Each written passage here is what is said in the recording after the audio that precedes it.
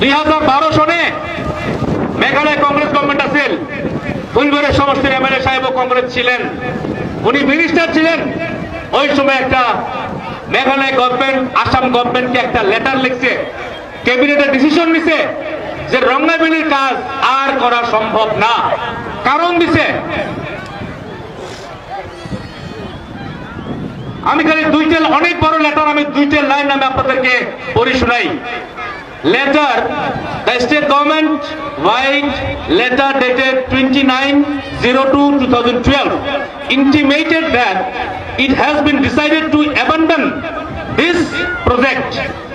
বলতেছে central government 2012 29 ফেব্রুয়ারিতে Meghalaya government central গভর্নমেন্টকে একটা লেটার লিখছে যে রঙ্গাবিলির কাজটাকে আমরা বন্ধ করলাম।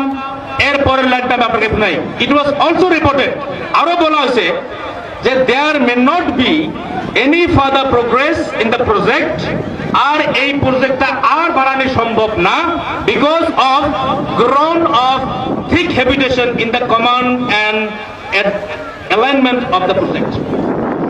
মেঘালয় গভর্নমেন্ট কারণ দিছে যে রঙ্গাবিলির কমান্ডের যত মাটি আছে এই মাটিগুলো কমপ্লিট, এখানে ঠিক পপুলেশন, ঠিক হ্যাবিটেশন, মানে এত বাড়ি হয়েছে আর ক্যানেল বানানোর রাস্তা নাই, জায়গা নেই, এখানে বলে সব জায়গাতে বাড়ি হচ্ছে। এই জন্য মেঘালয় গভর্নমেন্ট সেন্ট্রাল গভর্নমেন্টকে লেটার লিখছে যে রঙ্গাবিলি আর করা সম্ভব না।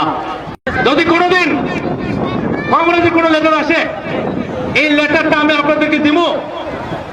ফুলবাড়ির ex speaker, ex MLA, former speaker of Meghalaya, উনি ইংরেজিতে খুব ভালো, ওনাকে এই লেটারটা দিয়ে আপনারা ইংরেজিতে পড়িয়ে আপনাদেরকে বাংলায় বুঝতে বলেন।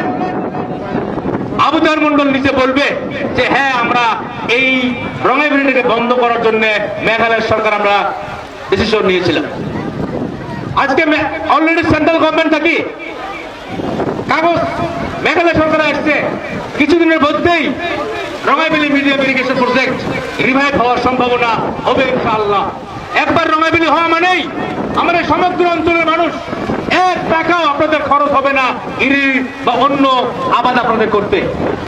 এক বছরের ভিতরে আমি যদি আজকে আপনাদের হিসাব দেই, বুধবারের থেকে শুরু করি, খাস করি আমার হাড়িভাঙা পর্যন্ত ফুলবাড়ী সমষ্টির যত কংক্রিট কাম হচ্ছে, এই কাম এর আগে হয় নাই।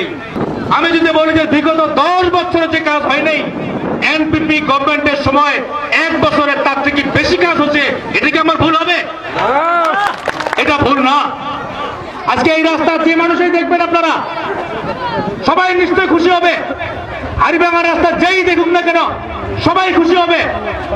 আমি এমএলএ হওয়ার পরে আমি একটা সুস্থ পরিবেশ আশা করছি। জিবি নামে কোনো ধরনের গন্ডগোল নাই, কোন ধরনের হাইগাজি নাই, কোন ধরনের বড় কেস নাই। জীবনাকে আমি এই অঞ্চলটাকে শান্ত রাখার আমি চেষ্টা করছি। এমন কোন অপোজিশন নাই। আমি সবাইকে আমি রিকোয়েস্ট করছি, আমি অপোজিশনের বাড়িতে গেছি, আমি শান্তি চাই, আমি সবার সঙ্গে মিলবে চাই, আমি সবার সঙ্গে মিলিয়েছি। আর আজকে আল্লাহর রহমে আপনাদের দোয়া আশীর্বাদে আমার বক্তব্য দেওয়ার আগে যে কয়েকটা মানুষ বক্তৃতা দিছে, যাওয়া ইলেকশনে সবাই আমাদের অপোজিশন ছিল, আর আজকে আমাদের সঙ্গে আছে। আমি আমার পাওয়ার কোনোদিন মিসইউজ করি নাই, আর জীবনে করবো না ইনশাআল্লাহ। 1 বছর আগেই ফুলবাড়ী সমষ্টির ফুলবাড়ী থানার কি অত্যাচার আছে, আমি যদি বলি এটা কি ভুল হবে?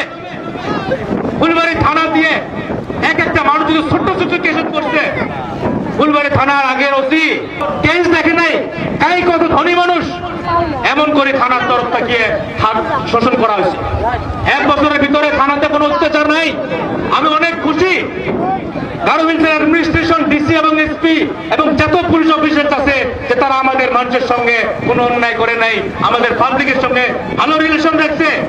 আমার এই অঞ্চলের ডিসির যত কাজ চলছে, আজকে আমি আপনাদের সবাইকে, আমি আমার সেক্রেটারি প্রেসিডেন্টদেরকে, ডিগ্রি কিলা এবং ফুলবাড়ির সবাইকে বলছি যে আমাদের সাধারণ জব কার্ড হোল্ডারের মানুষ যারা আমাকে ভোট দেয়ও নাই, তারাও যদি ঠিক ঠিক মতো আমাদের বিএসসি যাতে লাভ পায়। আর আমি সবসময় বলি থাকি, জব কার্ডের টাকা যদি আপনারা ঠিক মতো না পান, যদি আপনাদের কাছে অন্যায় করা হয়, আপনারা দয়া করে আমাকে জানান, আমি আপনাদের ন্যায় করার আমি নিশ্চয় চেষ্টা করবো ইনশাআল্লাহ। এই মিটিং এ আমি প্রতিজ্ঞা করি, মনে মনে আমি আপনার প্রতিজ্ঞা করি যে আমি নিশ্চয় আপনাদের জন্য কাজ করার চেষ্টা করি, অদূর ভবিষ্যতেও আমি আপনাদের সবার জন্য কাজ করবো ইনশাআল্লাহ। আল্লাহর ওয়াস্তে আজকে নিয়ত করেন যে আমাদের সংখ্যালঘুর জন্য, আমাদের এই জায়গার জন্য আমরা সবাই এনপিপি সরকারে থাকা দরকার আছে। আপনারা নিয়ত করেন, মনে মনে প্রতিজ্ঞা করেন যে এইবার আমরা টিকরিকিল্লা, ফুলবাড়ি, এই বর্তমান এই দুই সমষ্টির মানুষ যেহেতু আমরা এখানে আছি, আমরা সবাই যদি নিয়ত করি আমরা এইবার দয়া করি 11 তারিখে আমাদের সিম্বল, এনপিপির সিম্বল কিতাবের ছবিতে সবাই ভোট দিব বলি আপনারা দয়া করি আল্লাহর ওয়াস্তে নিয়ত করেন।